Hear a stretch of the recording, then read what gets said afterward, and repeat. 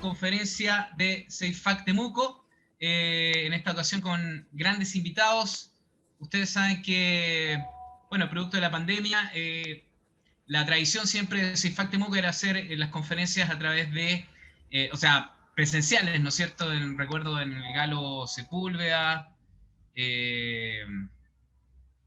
así que, bueno, eran presenciales, ¿no es cierto?, como venía siendo en los años anteriores. Esta vez todos sabemos que producto de la pandemia, lamentablemente hay que hacerlo de esta manera, a través de aprovechando las plataformas digitales. La tecnología es que de todas maneras nos podemos congregar en estas juntas, en estos encuentros, estas conferencias que siempre son importantes de escuchar, a los que sobre todo nos apasiona el tema de los no identificados. Así que bienvenidos todos, una vez más compartiendo acá con grandes invitados que en esta ocasión van a estar acá en la sexta conferencia de CEIFAC Temuco. Así que, bueno, ahí pusimos una introducción ahí a cargo de don Wilson Chef, que es parte del equipo de CEIFAC, y nos colocó ahí esa interesante introducción. Ahí tenemos, bueno, alrededor de unos 6 invitados que están, que van a estar acá presentando, haciendo sus ponencias. Y déjenme ver, confirmar nuevamente el orden para írselos anticipando, para que ustedes ya sepan más o menos quién viene, digamos, a continuación uno de otro. Vamos a tener a Rodrigo Fuenzalía, Víctor Tolosa, que es de la casa, ¿no es cierto? Eliseo Ibaca, Guillermo Victory y Pablo Álvarez, nuestros invitados internacionales. Ellos vienen de nuestra hermana República de la Argentina. Rodrigo Bravo, Salfate y Víctor Hidalgo, más o menos en el orden que se los acabo de mencionar. Mientras sigue llegando gente, se nos va a llenar, parece, por acá. Y perfecto, vamos a seguir admitiendo a la gente que va llegando, los últimos rezagados acá. Así que eso. Vamos a empezar entonces. Vamos a chequear, porque nuestro primer invitado, a ver si lo, digamos, ahí. Muy bien, nuestro primer invitado de esta tarde, es el director nacional de ION, Agrupación de Investigaciones Ovniológicas de Chile, corresponsal de la revista UFO Brasil, co-creador de la serie OVNI de TVN y Nueva Imagen, coordinador para Latinoamérica de la Fundación Edgar Mitchell y director de los Congresos Mundiales de Ufología llevados adelante en la Universidad de Santiago de Chile, Teatro Municipal de Viña del Mar. Acabo de activar los audios de las personas, por favor, les voy a pedir si ustedes mismos pueden silenciarse, porque por ahí se cuela ruido. La presentación ha participado en Discovery, Nat Geo, Travel Channel, entre otras. Y recientemente en Alienígenas Ancestrales, también de History Channel. Actualmente también es director de operaciones de la Fundación de Conservación y Conciencia y panelista de Trasnoche de Radio Bio Bio y del proyecto Sirio Café Ufológico. Estamos hablando de nuestro conocido Rodrigo Fuenzalía, uno de los ufólogos más connotados que tenemos en Chile. Así que adelante, Rodrigo, el escenario virtual es suyo. ¿Qué tal? Muchas gracias, Beto. Muchas gracias a todas las amigas y amigos que están en este instante en este evento. Yo estoy acá en Patagonia en este minuto, en medio del Parque Pumalín. Así que si la señal anda más o menos inestable es porque estamos acá haciendo un gran esfuerzo por intentar mantenernos comunicados. ¿Ok? Bueno, mi conferencia va a versar sobre un aspecto que creo que es como súper importante a considerar, que es el tema de los ovnis y el fenómeno de la conciencia, debido a que generalmente es el aspecto quizás que hoy día está más en boga. Hay una cantidad de datos y de trabajos que apuntan a hacer un revisionismo sobre las hipótesis que se tienen en torno a la existencia de los ovnis. Y voy a hacer primero un recorrido histórico de algunos teóricos que han podido aportar desde sus perspectivas epistemológicas algunos elementos que son importantes para considerar hoy día ante la explicación del fenómeno ovni. El fenómeno ovni es muy, muy complejo. Es complejo por, aparentemente, el fenómeno físico en sí es complicado. Cuando hablamos del fenómeno ovni estamos hablando de un conjunto de fenómenos, no es solamente, a mi entender, un solo fenómeno, sino un fenómeno de tipo energético y fenómeno tecnológico.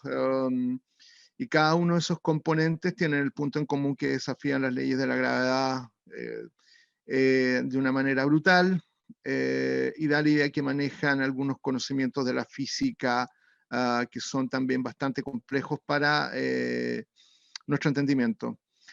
Voy a compartir la pantalla en este minuto. Pam, pam, pam. Y voy a trabajar, como señalo, con algunos supuestos teóricos que nos van a empezar a dar claridad. ¿Y por qué claridad sobre también nuestros sistemas de interpretación? Es también complejo porque no solamente tenemos el fenómeno físico, sino el fenómeno del perceptor y el fenómeno humano, que lo hace ser mucho más complejo. Yo cuando hablo un poco del fenómeno humano, hablo también del fenómeno de tipo psicosocial, que no es menor. Yo creo que en su minuto la escuela francesa, liderada por Michel Monery, y su libro Si los ovnis no existieran, colocó un punto de inflexión no menor en la década de los 80, cuando él inaugura la escuela más bien psicosociológica y intenta reducir todo específicamente a una condición de constructor cultural y psicológico, es decir, el perceptor del ovni es el que construye el ovni, más que el peso específico de un fenómeno físico objetivo. Yo creo que el aporte de ellos tiene razón de ser, es decir, que el ovni de tipo sociocultural está muy impreso hoy día. Y también hay un fenómeno bastante curioso, el hecho de que hay como una especie de, diría yo, ¿cómo podríamos señalarlo? Una especie de analfabetismo a la hora de intentar identificar cosas que uno no entiende, que se ha generalizado bastante. Digo yo analfabetismo porque hoy día la gente confunde estelas de condensación, cosa que hace 20, 30 años atrás era un poco difícil que alguien viera en una estela de condensación de un avión un ovni. Los Starlink también, los satélites, los drones, están produciendo los llamados falsos positivos, que muchas veces la gente confunde, y creo que tenemos cada vez un terreno más complejo cuando hablamos de los perceptores. Creo que hay que primar, evidentemente, la investigación que verse en la cantidad de elementos dentro de un incidente. Eso implica intentar tener el máximo de datos posibles, tanto datos a nivel de la estructura del relato como de evidencia física probable. Hoy día con nuestras cámaras podemos registrar absolutamente todo y que creo que eso nos puede ayudar bastante y también nos ha ayudado a comprender el aspecto de la confusión. Porque antiguamente, en ausencia de cámaras, muchas veces te podía llegar el testimonio de una persona impactadísima. Una vez nos pasó por ejemplo, un relato súper coherente de una persona, un chileno en Estados Unidos, que nos señaló a plena luz día de un ovni, y este ovni soltaba otros objetos menores. El testimonio era, si tú lo escuchabas realmente, decías, wow, el tipo vio efectivamente un fenómeno clásico de origen extraordinario, estos tremendos objetos que algunos denominan naves nodriza, lanzando objetos menores, y él señalaba tener un video de la situación. Cuando contemplamos el video, eran una serie de reflejos desde el interior del bus donde estaba en la ventana, y eran reflejos muy evidentes. Entonces, si no hubiésemos quedado con la primera etapa, ¿no? Y muchas veces los investigadores, por intentar fundamentar sus supuestos, hacen caso omiso a un análisis racional y se mantienen o se sostienen en una posición mucho más emocional. Hubiésemos dado este dato como un dato positivo. Pero gracias a la tecnología nos aproximamos quizás más a la realidad de lo que está implicando ese suceso. ¿Ok? Por lo tanto, hoy día hay que considerar bastante que estamos haciendo un constructor que queda muy insertado en la conciencia y que a veces puede confundir.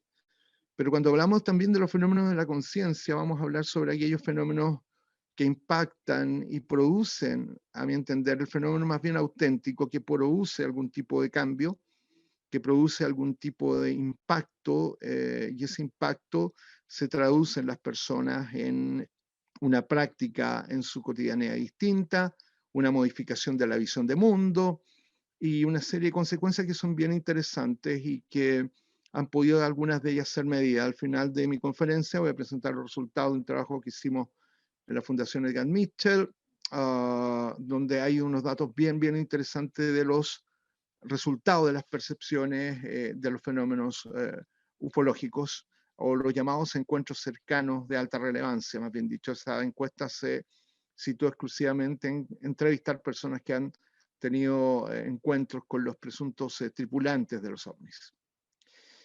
Uno de los personajes que quizás aportó en los 80 con mayor, diría yo, apronte, 70 y los 80, el canadiense Michael Persinger, este psicólogo, trató de, inventor del mítico casco de Dios, él trata de explicar muchas de las experiencias ovnis como simplemente las consecuencias en nuestro cerebro de algún tipo de efecto producido por campos electromagnéticos altos, intensos, que podrían efectivamente producir una serie de visiones, pero estas visiones estarían dentro del cerebro del perceptor, no serían obviamente visiones de una realidad externa. Michael Persinger presenta efectivamente su tesis en torno a estas observaciones en varios experimentos, creando este mítico casco de Dios. Nosotros entrevistamos en OVNI a Michael Persinger en la primera temporada, y su experimento sirvió para empezar a indagar en aquellos elementos que puedan alterar nuestro sistema de percepción finalmente, y a considerar en si los testigos de los incidentes ovnis efectivamente están cerca de una estación hidroeléctrica, cerca de algún generador que genere, que dé como consecuencia la alteración a los campos electromagnéticos, y probablemente esas experiencias podían efectivamente estar situándose dentro de la persona más que una realidad externa. Sin embargo, Persinger no podía explicar aquellos relatos que tenían algún tipo de respuesta instrumental. Los ovnis observados y detectados en radar todavía no podían ser explicados bajo la hipótesis de Persinger, pero él generó una pregunta en torno a si todas las experiencias ovni realmente obedecían a la percepción de una realidad externa.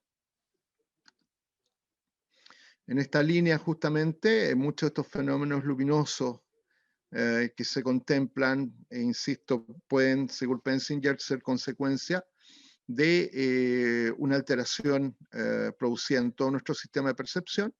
Nuestro cerebro sería alterado, produciendo efectivamente estas visiones en lugares donde hay campos electromagnéticos, donde se produzcan grandes campos electromagnéticos. En esta línea también, pero un poco menos fisiologista, podríamos decir, hay otro gran autor británico llamado Paul Devereux. Devereux en los 70, él planteó que efectivamente los ovnis podían estar produciendo cierta alteración también a nuestro sistema perceptual, pero efectivamente hablaba de alguna naturaleza independiente al observador. No necesariamente estamos hablando de campos electromagnéticos que están alterando tu percepción, sino que él derechamente hablaba de la existencia de masas luminosas en lugares donde efectivamente existían grandes, por ejemplo, concentraciones de cuarzo, y se podrían producir energía piezoeléctrica, y estas masas de plasma podían ser observadas por los testigos ovnis y también podrían producir un efecto en la conciencia, pero Paul Devereux denominó este fenómeno justamente llamado luces de la Tierra. Las luces de la Tierra se producirían en los fenómenos en las montañas, por ejemplo, producto, como señalaba, uno de ellos puede ser la fricción de capas de cuarzo y que generan una gran cantidad de energía, y esto podría producir un impacto en la conciencia. Paul Devereux hizo un experimento bastante interesante. Él señalaba que en muchos de los lugares donde hay monumentos megalíticos, también en estos lugares se producían efectivamente la observación de fenómenos luminosos, y estos fenómenos luminosos podrían, y estos megalitos, monumentos megalíticos, podrían ser la instauración en alguna medida de algún tipo de señal que en las antiguas culturas generaban estas alteraciones a la percepción, pero generaban a su vez una experiencia de tipo místico, es decir, toda esta carga de energía que se produce al observar un fenómeno luminoso extraño producía un efecto que necesariamente era traducido como un acto celeste, un acto trascendente. Y Paul Devereux trata de señalar que justamente donde hay monumentos megalíticos siempre hay gran cantidad también de energía a nivel de campo electromagnético que pueden ser medidas, y plantea su tesis un poco que los antiguos cultos de muchas religiones en el mundo, o muchas corrientes espirituales, podrían haber nacido los primeros ritos producto de este tipo de emanaciones lumínicas que afectaban la conciencia. Ahí tenemos a Paul Devereux. La teoría de las luces de la Tierra se asemejan bastante a los fenómenos que nosotros conocemos en Chile. En la cultura mapuche tenemos muy cerca, ¿no?, los Chimalquén, Alchimalén o Alchimalquén, tienen distintas categorías estos fenómenos que se dan en las montañas, que a veces la gente los contempla, etc.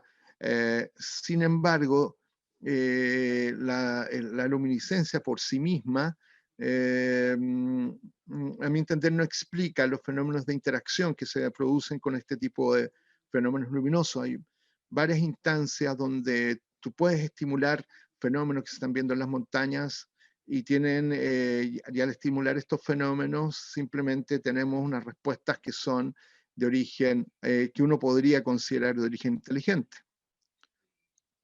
Entonces, ahí está justamente un gráfico, ¿no?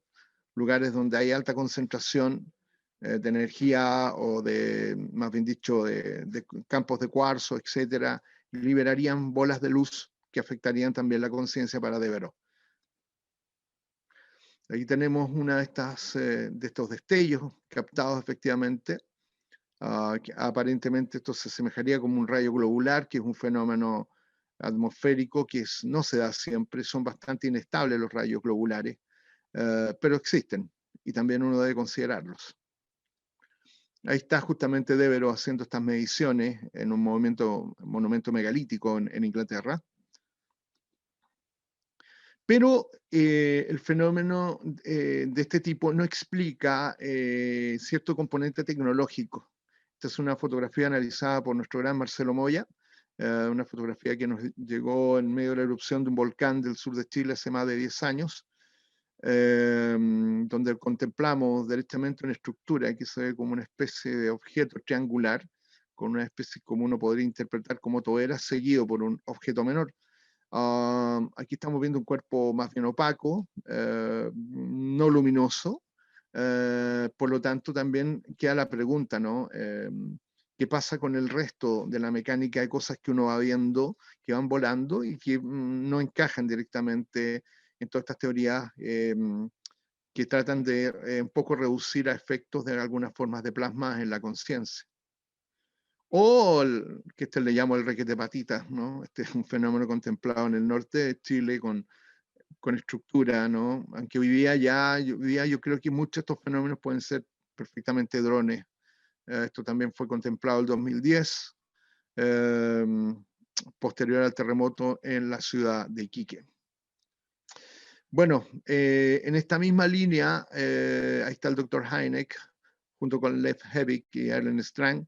En esta misma línea, quizás los que pudieron hacer un poco una teoría de síntesis en torno a estos fenómenos y los grados de interacción han sido la gente noruega del proyecto Hesdalen, que ya me referido a muchas conferencias, así que lo voy a pasar rapidito esto. Hesdalen, a mi entender, es el centro de operación más importante del mundo que está registrando fenómenos donde los investigadores no solo han visto, sino que han podido inferir en los fenómenos, teniendo algunas respuestas a nivel de cambios de colores a la hora de ser estimulados con láser o secuencias matemáticas altamente complejas. Se dan estos fenómenos de la extracción también de tierra, con formas completamente simétricas, como este triángulo, cuya champa de pasto pesa cerca de 5 toneladas. Fue todo eso muy bien medido, y eso también se ha dado en nuestro país, en Chile. Nosotros aquí estamos viendo efectivamente una unidad de monitoreo que estuvimos experimentando con ella, junto con nuestro ingeniero en telecomunicaciones, Mac Hernández, donde en algunos lugares pudimos captar efectivamente, sobre todo en el lago Colbún, algunas emanaciones provenientes tanto del lago como desde las montañas y en el cielo, que uno podría interpretar como fenómenos también subsecuentes. Sin embargo, en la Patagonia chilena y Argentina tenemos una cantidad de reportes de este tipo de fenómenos, como a mi entender, uno de los fenómenos más interesantes que se ha dado es en la oleada del año 2004 en Puerto Natales. Patricio Frías de Ufonois Patagonia logró captar imágenes realmente sorprendentes en video de objetos voladores no identificados, donde lo curioso en esta instancia que aquí confluyeron tres tipos de fenómenos, es decir, el fenómeno plasmático derechamente, el que Devereux diría emanaciones de la Tierra, con fenómenos de origen netamente tecnológico. Aquí tenemos claramente lo que se ha visto en el sector de Última Esperanza. Este es un triángulo nuevo, no es el triángulo que colocamos en la serie OVNI, donde estuvimos justamente con el gran investigador Eugenio Bamonde, que ya se nos fue hace algunos años, hace pocos años atrás. Eugenio fue uno de estos recopiladores activos de todo el sector de Punta Arenas, toda la Patagonia. Él fue el famoso investigador del caso Juan Maldonado, este abducido que realmente da para hacer una conferencia completa con las implicancias que tuvo el secuestro de Juan Maldonado el año 78, en una fecha que no fue menor, perdón, 77. En el 77 al 78, 79, se dan una de las oleadas en todo el mundo, y sobre todo acá pudimos medir en Chile, que no se ha vuelto a repetir. El 77 está Operación Plato, por ejemplo, en Brasil. En septiembre, el 6 de septiembre, está el caso de Juan Oscar Pérez, justamente en Argentina. El 23 de septiembre está el caso Bahía Blanca. 24 de septiembre está el secuestro de Alejandro Hernández y su hijo Robinson. Hubo una actividad realmente brutal de los ovnis, como que se desataron. Otros fenómenos luminosos constantemente contemplados a veces, insisto, de fenómenos que los brasileños han llamado sondas. Ahí Ricardo Varela, del programa espacial brasileño, que es uno de los, a mi entender, más connotados analistas de imágenes ovnis del mundo, él considera la hipótesis que estas esferas puede que sean como los drones de los ovnis, como que sean los puntos de avanzada. Y algo de eso puede haber. Bueno, cuando hablamos de la conciencia, quizás, y de los fenómenos donde podríamos ser un puente entre el fenómeno del contacto y la conciencia, no puedo dejar de citar a Jacobo Greenberg. Greenberg es un neurofisiólogo de la UNAM. Él hizo muchos trabajos tratando de descubrir el fenómeno de la conciencia. Él también tenía un doctorado en Stanford, y los trabajos a nivel de percepción, de cómo se estructura la realidad en la conciencia, han sido foco de atención de todo tipo de investigadores. Para mí Greenberg es como uno de los padres de las llamadas neurociencias que están tan de boga. Los trabajos de Greenberg inclusive fueron tomados por la propia CIA. En las últimas desclasificaciones de documentos de la CIA están prácticamente muchos de los trabajos de Greenberg citados por la gente de la CIA, porque Greenberg llegó muy lejos. Greenberg empezó a experimentar con chamanes, por ejemplo, y en laboratorio hacer experimentos de telepatía, logrando generar algunos papers donde él decía que efectivamente la telepatía podía ser un fenómeno objetivo y podía medirse con algunos diseños experimentales. Greenberg se transforma en un convencido de que la conciencia humana no se puede explicar solamente con funciones cerebrales, sino que da la idea que la mente nuestra sería no solamente un productor de sentidos, sino que una especie como de radar, como que nuestro cerebro sería un tremendo radar. Y él se hace un poco convencido de que hay acceso por nuestro sentido a una metarealidad, producto de seguir a una sanadora mexicana de nombre Pachita, que él trató de descubrir el fraude de una sanadora que curaba con un cuchillo, de estos cuchillos llamados cuchillo del monte, son como cuchillo de explorador enorme, ¿no? Ella operaba así, te metía el cuchillo y te sacaba tumores y cosas, y con muy poco dolor. Después te pasaba la mano arriba de la herida y no había absolutamente nada. Greenberg estaba tan impresionado con los relatos de Pachita que él llegó específicamente, quería descubrir el truco, y en una de sus operaciones, la primera operación que lo observa, contempla a una persona que estaba con el vientre completamente abierto, y él empezó a dudar, decía, ¿no será que me lo estoy imaginando? Y justo Pachita le toma la mano a él y le mete la mano en las vísceras para que se confirmara que el tipo estaba abierto. Entonces le agarró todas las vísceras, y ahí quedó más convencido que eso era cierto. Me acuerdo una vez conversando con el gran Fabio Serpa, que también se nos fue a la estrella. Él me contó que estuvo con Pachita en los 70, junto con la televisión argentina, hicieron un reportaje, y él lograron grabar una operación de un sujeto que tenía problemas serios a la columna, y le rajó prácticamente, no prácticamente, le rajó la espalda en un minuto determinado con un tremendo cuchillo, y Pachita se pone a hacer como un canto, haciendo unos movimientos con los dedos, y materializa, me decía, yo lo vi materializar a esta señora una vértebra de cabra, y le coloca la vértebra en la columna, le pasa la mano y la columna estaba completamente cerrada. Hicimos un seguimiento a este señor y el tipo estaba completamente curado. Entonces, todo esto llevó a pensar, a estructurar una teoría de Greenberg, la teoría famosa de la latice, que se puede reducir más o menos a lo que uno podría interpretar, es que es como que el universo es un entramaje de información altamente organizada, esta información, pero que nuestros sentidos interpretan todo esto como vacío. Así de simple. Nuestros sentidos interpretan todo esto como vacío. Entonces, estructuralmente no estamos diseñados para percibir la realidad. ¿Ok? Por eso la ciencia también utiliza ciertos mecanismos o ciertos instrumentos para captar espectros de onda que no son visibles ante nuestros sentidos, etc. Entonces, la gran moraleja de Greenberg, que el ver para creer sería un absurdo, porque no vemos nada, somos ciegos. Y eso, bueno, eso ha sido confirmado. Lamentablemente Greenberg desapareció misteriosamente el año 94, sin dejar ningún tipo de huella, así desapareció de la nada. No, nadie se sabe. Cuando uno empieza a leer a Greenberg y leer los escritos, te das cuenta que es como un tipo que logró la, identificar ciertos conceptos, ciertas teorías que pueden, con lo cual podemos entender ciertos fenómenos de origen espiritual inclusive. Entonces como que el tipo unificó muy bien el cerebro izquierdo con el derecho y logró hacer una teoría integral de la realidad que la hace ser bastante fabulosa.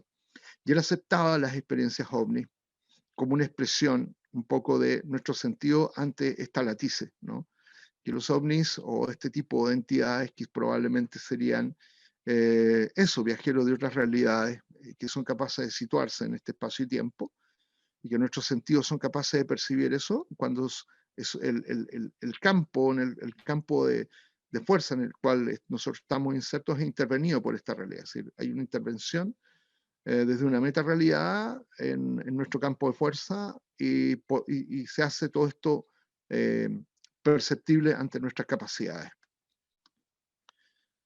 La teoría de Greenberg, insisto, habla que nuestro cerebro entonces sería no solamente un creador, sino también una especie de receptor de múltiples señales que estaríamos nosotros instalados dentro de esta máquina biológica.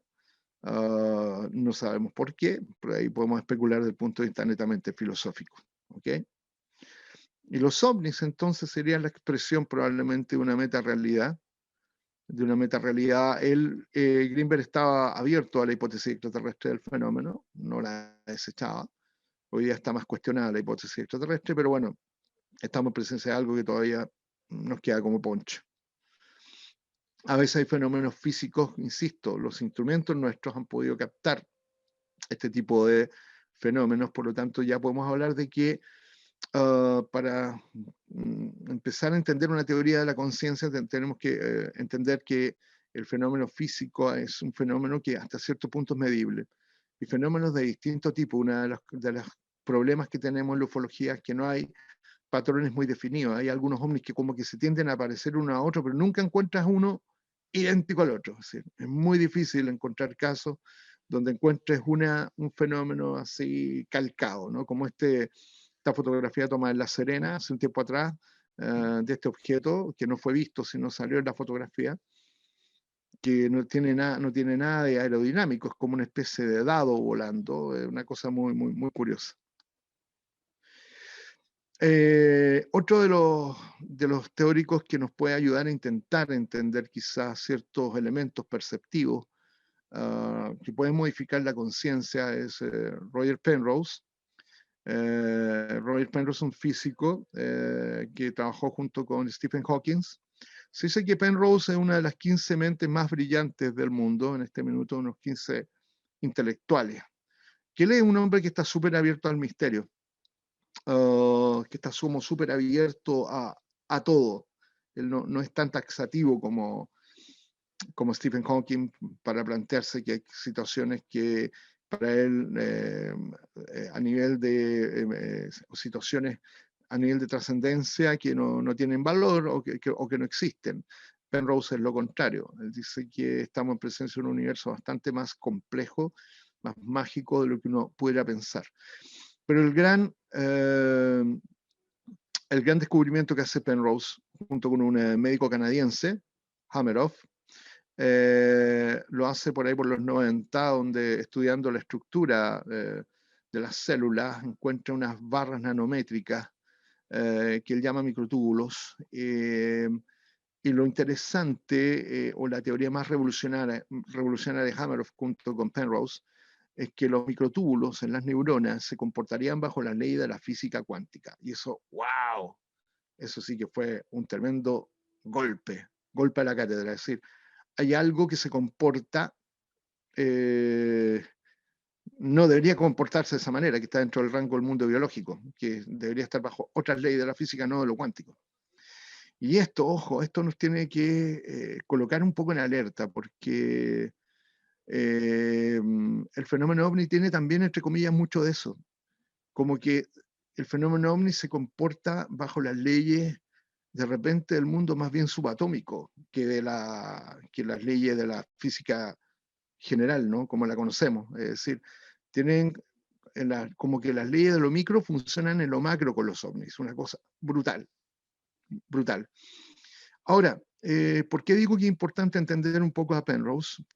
Porque si tomamos a Penrose, posteriormente con uno de los buenos teóricos que hay, un gran amigo, Néstor Berlanda, psiquiatra argentino, que él plantea que efectivamente hay la molécula, la dimetiltriptamina, que es la encargada de producir los sueños y quizás las visiones más potentes cuando uno está muriendo, boom, actúa con todo, sería como el puente. La dimetiltriptamina sería como el puente de percepción, como la llave para percibir otras realidades, ¿ok?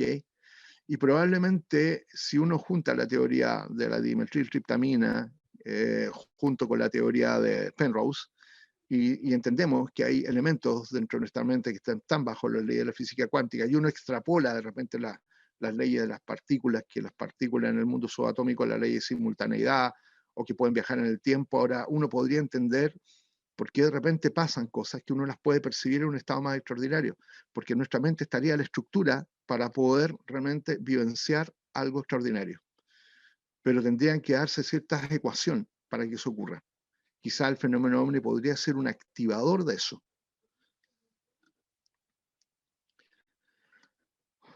Bueno, otro de los autores también que yo creo que nos puede ayudar a entender cierta mecánica en la conciencia es Ken Wilber. Ken Wilber es un autor norteamericano, es el Albert Einstein de la conciencia para algunos. Yo recomiendo un libro de él, Los tres ojos del conocimiento, un libro buenísimo, donde él hace todo un análisis sobre los modos que tenemos de operar, sobre la realidad, sobre nuestros sistemas perceptuales, sobre la manera como abordamos los fenómenos. Y él hace una división. Él toma un santo llamado San Buenaventura, que vivió en el siglo XV, y que San Buenaventura habla de la existencia de un ojo de la mente, ojo de la carne y ojo de la contemplación. San Buenaventura, cuando habla justamente, lo que hace Wilber es contemporaneizar, es decir, cuando habla San Buenaventura, ojo de la carne, es la experiencia directa de los sentidos con la realidad. En el mundo científico sería la experiencia del laboratorio, ahí está el ojo de la carne. Todo lo medible. Pa, pa, pa, pa. Ojo de la mente sería la concatenación lógica que hace nuestra mente con los datos, ¿no? El mundo del teórico, el mundo netamente del teórico, es decir, y que a veces el ojo de la mente es un poco más avanzado que el ojo de la carne. El ojo de la carne está limitado exclusivamente a los factores y a los límites perceptuales, a excepción del ojo de la mente, que el ojo de la mente no tiene límites. La imaginación es full. Y es ahí que de repente uno ve en la física, por ejemplo, las peleas que hay entre los físicos experimentales y los físicos teóricos, porque de repente los físicos teóricos sacan unos axiomas increíbles que tú no los puedes llevar al laboratorio, pero eso no los puedes llevar porque tienes unos límites técnicos.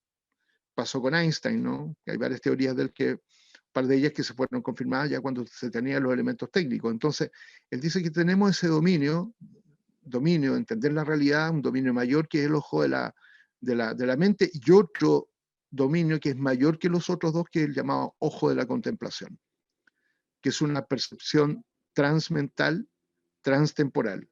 Es un sistema de percepción que probablemente la tienen ciertos yogis de la India, ciertos tipos que acceden a unos niveles de conocimiento superior, pero donde no van limitados ni con los límites de la percepción directamente de los objetos, ni con los límites de la percepción del ojo de la mente, que también tendría límites. El ojo de la contemplación sería un sistema mayor de percepción, más totalizante, más holístico, más global, y que según Wilber, tanto el ojo de la carne y el ojo de la mente trabajan para el famoso ojo de la contemplación. Y eso se produciría, insisto, en una especie de percepción totalizante de la realidad que se da muchas veces en las experiencias ovni. En las experiencias ovni la gente queda como con el cerebro en bandas, y queda como que una parte de ellos se activa, como que el radar se amplifica un poco para poder entender lo que está pasando. Sería un ejercicio adecuado quizás la existencia de la inteligencia ovni para permitirnos quizás evolucionar. Ahí está un poco la metáfora del ojo de la percepción. fotograma también del ovni, uno de los ovnis contemplados acá en Natales. Entre paréntesis, tuvimos un reporte ovni ahora de Patricio Frías la madrugada de ayer, es decir, la noche del 26 ya hubo también apariciones de ovni en la zona. Hay unos registros bastante interesantes que los vamos a investigar y los vamos a dar a conocer. Esta zona está muy, muy, muy activa. Entonces estos fenómenos estarían siendo efectivamente una especie de, ¿cómo se podría decir? De estimuladores quizás de un aspecto nuestro, ¿por qué no? ¿Por qué no decirlo? Quizás estos fenómenos, bueno, más adelante vamos a dar a conocer junto con Marcelo. Marcelo ya investigando, llevamos investigando, más bien dicho, Marcelo está aparte de la análisis de imagen, un caso realmente emblemático donde uno ve la expresión de este ovni energético en el sector de Ralum.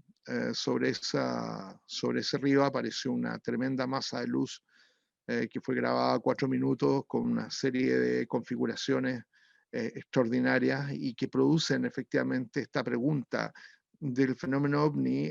Cuando captamos fenómenos directos, una proporción del fenómeno dista de ser un fenómeno tecnológico. Es como que fuera una expresión de energía directamente moviéndose a su antojo, cambiando de forma, de figura, etcétera. Y eso probablemente puede estar produciendo un impacto en el observador, algo puede estar significando, ¿ok? No hay que dejar de pensar que siguen habiendo encuentros cercanos con humanoides, siguen habiendo, que a mi entender son los encuentros más límites, los que producen efectivamente la idea de que estamos siendo visitados por alguien, no sabemos de dónde, pero que ese alguien a veces deja muchas evidencias con las cuales necesariamente no hay que dejar de considerar que efectivamente es un estímulo externo el que, a mi entender, el que activa nuestra capacidad de percepción y quizás modifica algunos aspectos del observador también. Este es un encuentro cercano que se produjo por ahí por el 2013 en Punta Arenas. Los testigos hablan de una criatura muy alta, de cerca de 2 metros, que tenía como una esfera en la palma de la mano. De esta esfera salió un rayo y dejó efectivamente un lugar quemado. Esto estuvo ardiendo como 2 días y la quemazón venía desde abajo hacia arriba. Era una cosa muy, muy extraña. Evidencia física notable de algo que a mi entender no es psicologizable, pero sí tenemos una psicología que también es afectada por esta mega realidad. Esto cerca de San Clemente, al ovni tecnológico, que también nos despierta, bueno, esta curiosidad, bueno, ¿qué pasa finalmente con todo esto? ¿Ok? En vista considerando esta situación, el doctor Richard Mitchell me invitó por medio de Rey Hernández hace ya 6 años a trabajar en un proyecto que se llamó, bueno, el proyecto creó una fundación, su último proyecto fue la Fundación Free, hoy se llamó posteriormente Fundación Edgar Mitchell, y este astronauta, Edgar Mitchell, fue astronauta del Apolo 14, tenía el récord de permanencia en la Luna, caminó 9 horas en la Luna.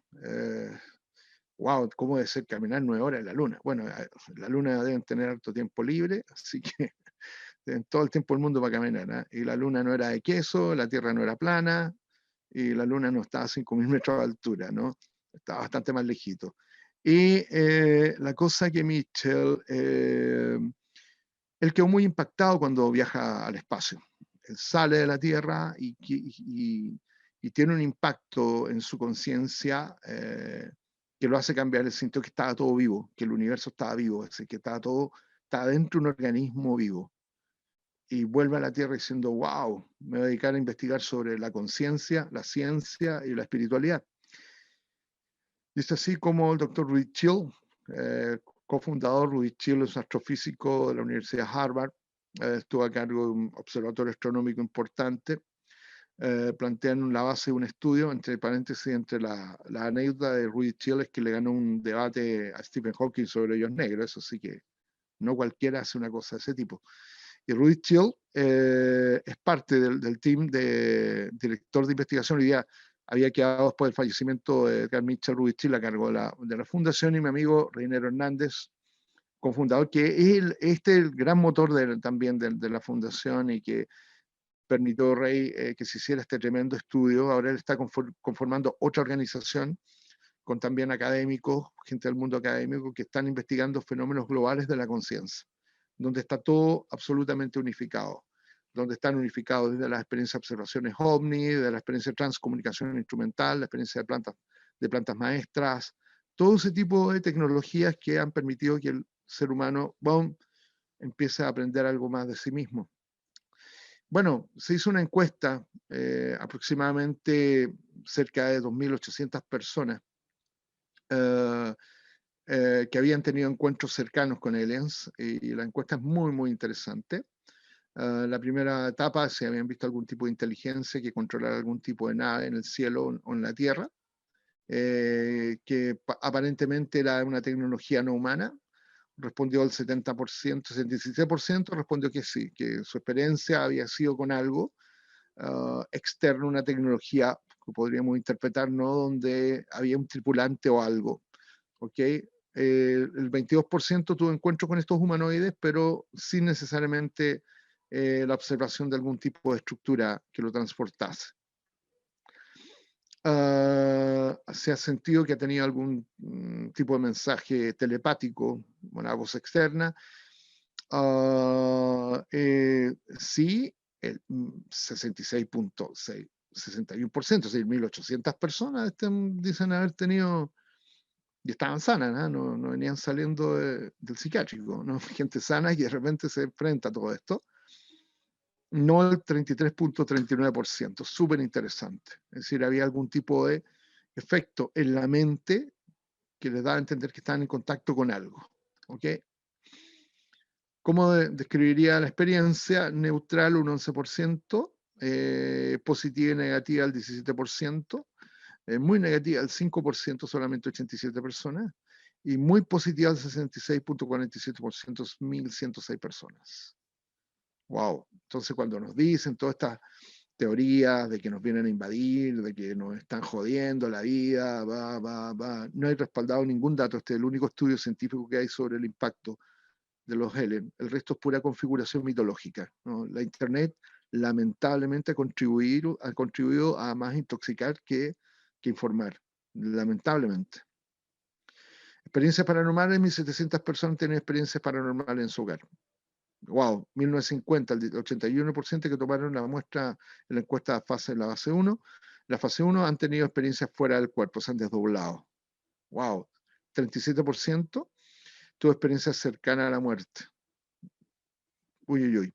76% han visto un fantasma o espíritu o ese tipo de manifestaciones.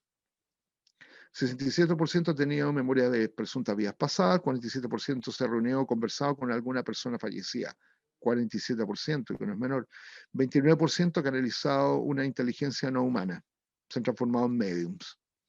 49% han visto su cuerpo en el espacio, dejando como la Tierra. 45% tiene recuerdos de visitar lo que comúnmente se llama en el mundo de los espíritus. 45%, no es menor. 47% han visto lo que puede considerarse gente en la sombra. Seres humanos que son medios nebulosos, ¿no? 60% ha experimentado repetidamente que los objetos se mueven en su hogar sin ningún tipo de explicación lógica. ¿Ok? Y hay un dato que no está acá, que es el hecho de que 50% de las personas tuvieron remisión de enfermedades sin haberlo pedido. O sea, de los 2.800 personas, 1.400 personas de repente que estaban enfermas terminaron sanas. Podrían dar la receta. La cosa que ese es el impacto derechamente. Si uno tomara estos elementos que uno podría considerar en la actualidad, el fenómeno OVNI podría tener quizá una explicación, quizás hay algunos teóricos que plantean que sea una reacción, que sean inteligencias, pero que sean parte de la Tierra, es decir, que es como una especie de fenómeno que está situado en un tipo de reacción de nuestro propio planeta que tiene como objetivo regular, ¿no? Regular en alguna medida, ¿no? Que sean Y hoy día hay tendencia de considerar que muchas de las observaciones del folclore, etcétera, duendes, gnomos, y todo ese tipo de, sean prácticamente el mismo componente, que tengan un mismo origen, que nuestra estructura es la que los fragmenta, y las colorea, pero que son parte de un mismo universo, una misma realidad. Lo que podemos señalar entonces que necesitamos hoy día complementar las nuevas teorías de la ciencia han podido permitir tremendos descubrimientos como lo que hizo Penrose. Los trabajos del doctor Néstor Berlanda también están apuntando a una dirección sumamente interesante para poder entender quizás este fenómeno como un fenómeno que nos puede permitir modificar aspectos de nuestra realidad de una manera altamente favorable, y a aprender a abrir nuestro radar también de comprensión del mundo en el cual estamos. Y que quizás hay múltiples dimensiones mucho más vivas, que es un universo mucho más salvaje del cual pensamos. Bien, les doy las gracias por estos minutos y espero que no haya sido muy denso, pero yo creo que es necesario que la ufología hoy día más que nunca plantear supuestos teóricos. No nos podemos transformar simplemente en contador de relatos, en folcloristas modernos, sino que hay que elaborar algún tipo de teorías. Y me voy a valer de un minuto, ¿no? Que en torno a eso siempre los aportes nuevos son importantes, y este trabajo, El legado del Nivelungo, de mi gran amigo Rodrigo Bravo, para quienes quieran comprender el tema del legado de un tremendo hombre que fue Luis Altamirano, lo hemos lanzado ahora, este libro, para que lo puedan adquirir y que puedan entender también la historiografía de la ufología en Chile, porque es un verdadero recopilatorio del tema de la ufología en nuestro país, del desarrollo de la ufología, etcétera. Hay unos datos realmente notables, y creo que el camino va por acá, por hacer nuevas contribuciones.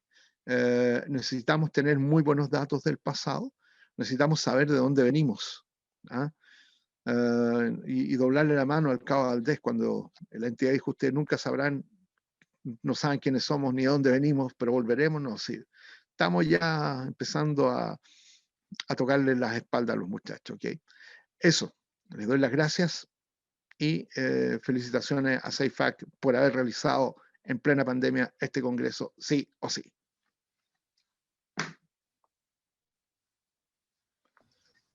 Perfecto, Rodrigo. Perfecto, perfecto. Oye, acá te dejan, antes que te vayas, bueno, felicitarte por tu exposición. Te dejan acá una pregunta. Dice, ¿por qué, que la hace Eric Moncada, ¿por qué los ovnis se pueden ver mejor modelados bajo una visión micro? Pregunta Eric Moncada. Gran Eric, ¿de dónde sacó esa idea? Yo le pregunto a él. Bueno, vamos No, a ver, no sé. sí, porque es que Fue en un momento, bueno, hola, primero, gracias por la Dale. pregunta. Y fue en un momento el que estaba nombrando parte de cómo modelaban la neurona y cómo se es podía hacer que esa decir sí analogía de se que ve. funcionaban en la parte micro más que en la macro, y cierta analogía con justamente que algunos fenómenos se podían ver mejor bajo esa lógica, los ovnis. Ah, sí, ahora entendí. Sí, no, la idea un poco voy a interpretar un poco a Néstor Berlanda, lo que él plantea, que el hecho va a depender de la cantidad de dimetiltriptamina que uno tenga. Es decir, que dependería de cómo estaría conformada esa estructura para poder percibir mejor. Si la dimetiltriptamina tiene efectivamente los colores, ¿no?, que le dan forma a los sueños, etcétera, a mayor dimetiltriptamina podrías tener acceso de mejor manera a obtener una percepción más profunda de esta realidad. Recordemos que nadie ve afuera, siempre vemos acá. Lo de afuera no existe, estamos viendo siempre acá. ¿Okay? Eso. Perfecto, Rodrigo. Gracias ahí por la... No sé a quién se le cuela ahí A Víctor. ¿A Víctor? Víctor Hidalgo está haciendo grande, Víctor. Un abrazo. Está haciendo una pregunta. Ah, perfecto. Veamos entonces la pregunta que yo no me sale. Rodrigo, ¿la ves tú?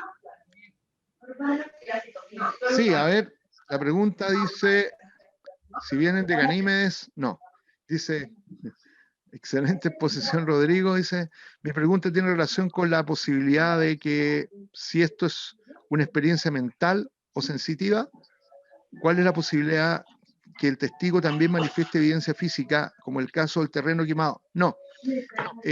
No, yo creo, mi impresión es que hay que unificar los dos cuerpos.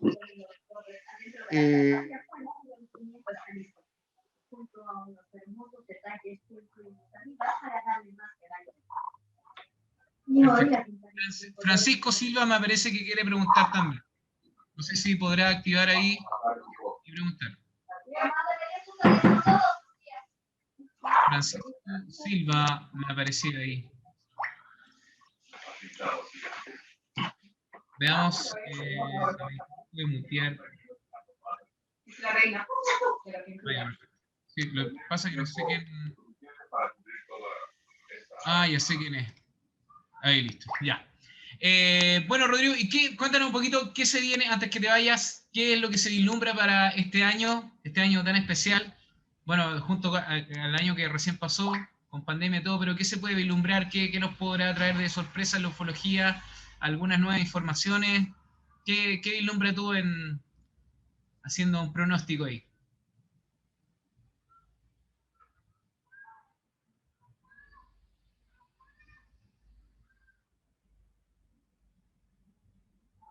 Veamos, no sé si silencié.